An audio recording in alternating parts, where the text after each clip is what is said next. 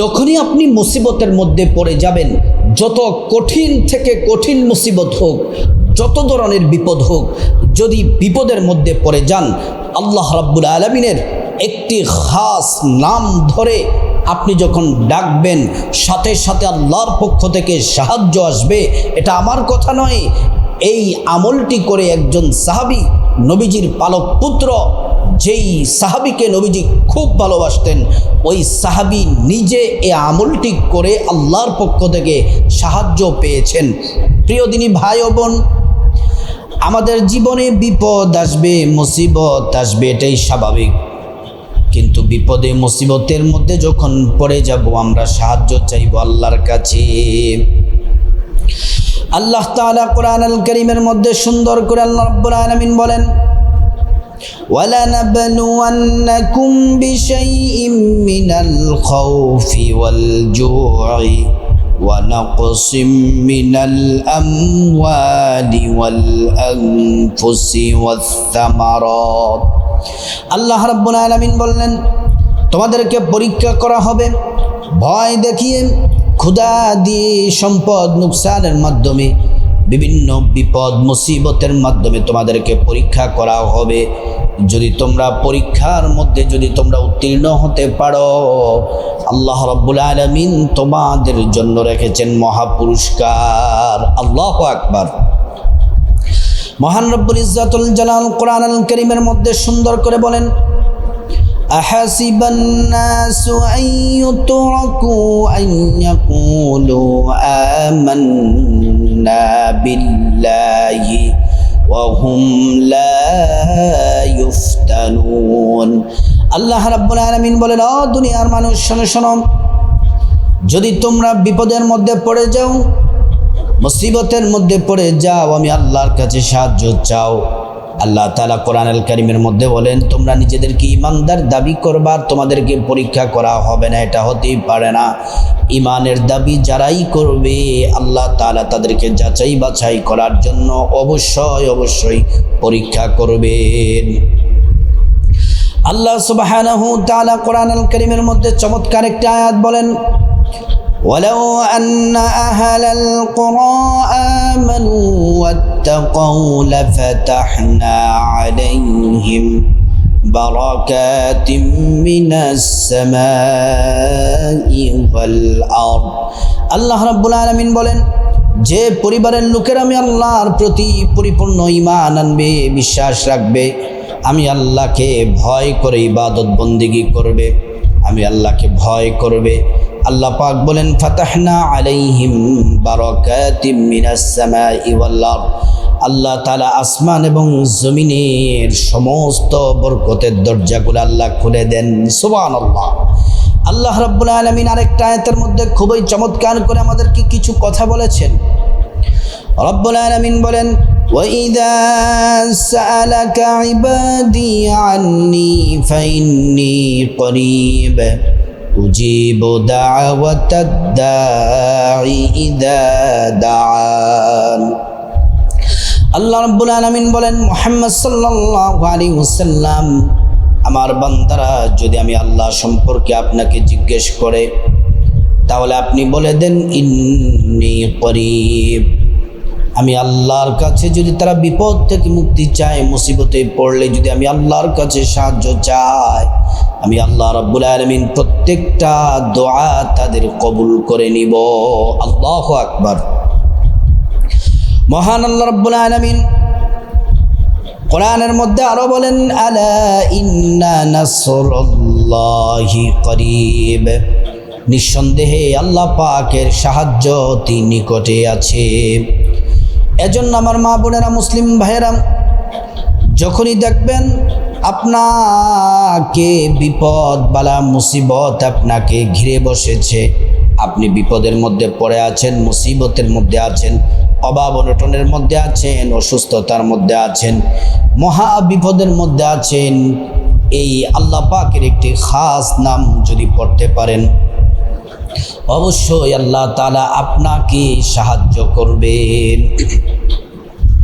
প্রিয় দিনী ভাই ও বোন, কিতাবের মধ্যে পাওয়া যায় আল্লাহ রাব্বুল আলামিনের 3000 গুণবাচক নাম আছে। 3000 নামের মধ্য থেকে 1000 নাম আরশে আজিমে লেখা আছে। বাকি 1000 নাম আল্লাহ সুবহানাহু তাআলা ফেরেশতাদেরকে দিলেন, ফেরেশতারা এই নামের জিকির করে। বাকি রইল 1000 নাম। 300 নাম তাওরাতে দিলেন, 300 নাম জাবুরে দিলেন, 300 নাম ইনজিলে দিলেন। বাকি রইল 100 নাম। 100 নামের মধ্যে একটি নাম আল্লাহ তাআলা খাসভাবে নিজের কাছে রেখে দিলেন। বাকি 99টি নাম নবী মুহাম্মদ সাল্লাল্লাহু আলাইহি ওয়াসাল্লামকে দিয়েছেন। আর সেই নামটা আমরা পেয়েছি, এজন্য বেশি বেশি করে আল্লাহর নামের জিকির করতে হবে, ডাকতে হবে। আল্লাহ তাআলা কোরআন আল কারীমের মধ্যে আরো বলেন, ওয়ালিল্লাহিল আসমাউল হুসনা ফাদউহু বিহা। আল্লাহ পাক বলেন, বান্দারে তোমরা শোনো, যখন তোমরা আমি আল্লাহর নাম ধরে ধরে ডাকবে, অবশ্যই আমি আল্লাহ তোমাদের দোয়া, তোমাদের চাওয়াগুলা কবুল করে নিব। আল্লাহু আকবার। প্রিয় দিনী ভাই ও বোন, আমার মুসলিম ভাইরা ভালো করে শুনুন। আপনাদেরকে বলি, এই আল্লাহ পাকের নামটি কিভাবে পড়বেন, নবীজির পালক পুত্র কিভাবে সাহায্য পেয়েছিলেন, তার সাথে একটি ঘটনা হাদিসের মধ্যে, সহিহ হাদিসের মধ্যে আছে। সে ঘটনাটি আগে শুনতে হবে, তারপর আপনাকে দোয়াটি শিখতে হবে। ঘটনাটি না জানলে দোয়াটি আপনি বুঝবেন না। আল্লাহর পেয়ারা হাবিব সাল্লাল্লাহু আলাইহি ওয়াসাল্লামের পালক পুত্র নাম হচ্ছে যায়েদ ইবনে হারিসা। নবীজি খুব বেশি মহব্বত করতেন, ভালোবাসতেন। আল্লাহ তাআলার নির্দেশ আসলো, হাবিব মক্কা থেকে মদিনায় হিজরত করতে হবে। সাহাবায়ে কেরামদেরকে নির্দেশ দিলেন। অসংখ্য সাহাবীরা মক্কা থেকে হিজরত করে মদিনায় চলে গেলেন। তারপরে কিছু মাত্র সাহাবী বাকি আছে। এর মধ্যে একজন সাহাবী হলেন নবীজির প্রিয় পুত্র, পালক পুত্র যায়েদ ইবনে হারিসা।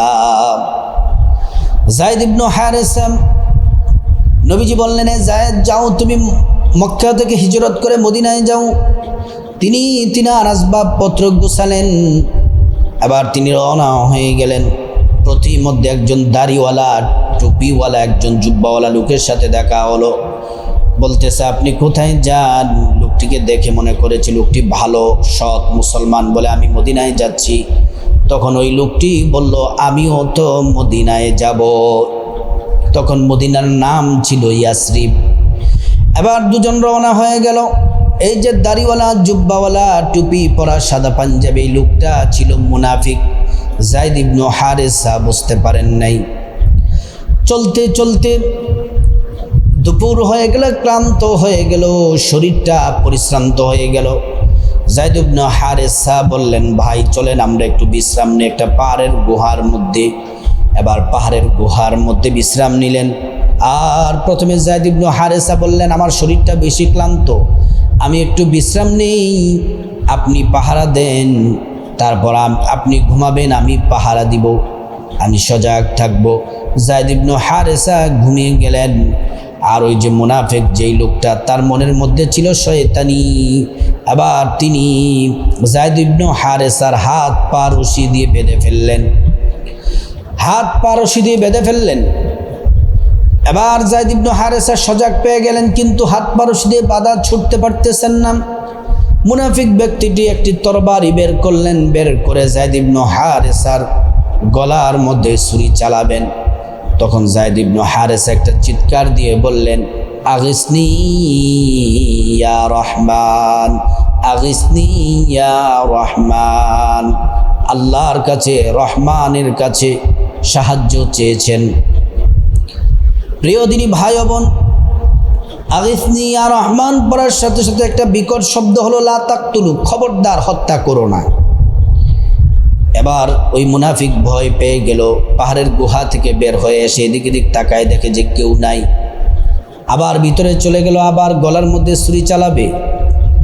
সাথে সাথে যায়েদ ইবনে হারিসা আল্লাহর কাছে সাহায্য চাইলেন, আগিসনি ইয়া রহমান। যায়েদ ইবনে হারিসা এটা বলার সাথে সাথে ভয়ঙ্করভাবে বলল, লা তাকতুলু, হত্যা করো না। আবার তিনি বাহিরে এসে তাকলেন, দেখলেন কাউকে দেখতেছেন না। এবার যখন আবার ভিতরে গিয়ে পাহাড়ের গুহার মধ্যে গিয়ে গলার মধ্যে ছুরি চালাবে যায়েদ ইবনে হারেসা, এবার তিনি আবারও বললেন আগিসনি ইয়া রহমান। এটা বলার সাথে সাথে আবার তিনি কোনো শব্দ পাচ্ছেন না, সারা শব্দ পাচ্ছেন না। চোখ খুলে দেখি ওই যে মুনাফিক ব্যক্তির দেহ থেকে কল্লাটা আলাদা হয়ে জমিনে পড়ে আছে, রক্তগুলা ফিঙ্কি দিয়ে পড়তেছে। এবার যায়েদ ইবনে হারেসা এই দৃশ্যটা দেখে যখন তিনি হাতটাকে নাড়া দিলেন, একটুই করলেন, হাতের রশি খুলে গেল, পাটাকে নাড়া দিলেন, পায়ের রশি খুলে গেল। যায়েদ ইবনে হারেসা বললেন, কে আপনি, কি আপনার পরিচয়? বলতেছে, আমি দুনিয়ার কোনো মানুষ না, আল্লাহর ফেরেশতাদের শ্রেষ্ঠ ফেরেশতা, আল্লাহ যে ফেরেশতা সৃষ্টি করেছেন তাদের মধ্যে অন্যতম। আমার নাম হচ্ছে হযরতে জিবরাইল। যখন আপনি বিপদের মধ্যে পড়ে গেছেন, এইখানে সাহায্য করার মতো কেউ নাই, কোনো মানুষ না, আত্মীয় স্বজন কেউ নাই। আপনি যখন আল্লাহকে আগিথনি ইয়া রহমান বলে ডাকলেন, আমি তখন সিদরাতুল মুনতাহায় ছিলাম। আল্লাহ আমাকে নির্দেশ দিলেন আপনাকে রক্ষা করার জন্যে। আমি তাড়াহুড়ো করে আমি প্রথম আসমানে আসলাম। তারপরে যখন যখন আপনি বললেন আগিসনি ইয়া রহমান, তখন আমি প্রথম আসমানে। তৃতীয়বার যখন আপনি আগিসনি ইয়া রহমান বললেন, আমি জমিনের মধ্যে নেমে এসেছি। জমিনের মধ্যে এসে তারপরে মুনাফিকের দেহ থেকে গর্দানটা আলাদা করে ফেলেছি। এটা একটা পরীক্ষিত শ্রেষ্ঠ একটি আমল। আপনি বিপদের মধ্যে পড়েছেন, মুসিবতের মধ্যে পড়েছেন, টেনশনের মধ্যে পড়েছেন, চোরের কবলে পড়েছেন, ছিনতাইয়ের কবলে পড়েছেন, ডাকাতের কবলে পড়েছেন, আপনি পড়বেন আগিসনি ইয়া রহমান, আগিসনি ইয়া রহমান, আগিসনি ইয়া রহমান। আল্লাহর পক্ষ থেকে সাহায্য আসবে। যখনই আপনি বিপদে মুসিবতে পড়ে যাবেন, এই আমলটি করবেন, পরীক্ষিত আমল, হাদিস দ্বারা প্রমাণিত আমল। নবীজি বলছেন এই আমল করলে আল্লাহ তাআলা আপনাকে সাহায্য করবেন। আল্লাহ রাব্বুল আলামিন আমরা সবাই যখন বিপদে পড়ব, কোনো মুসিবতে পড়ব, আল্লাহ রাব্বুল আলামিন আমাদের সবাইকে যেন শ্রেষ্ঠ আমলটি করার আল্লাহ পাক তৌফিক দান করেন।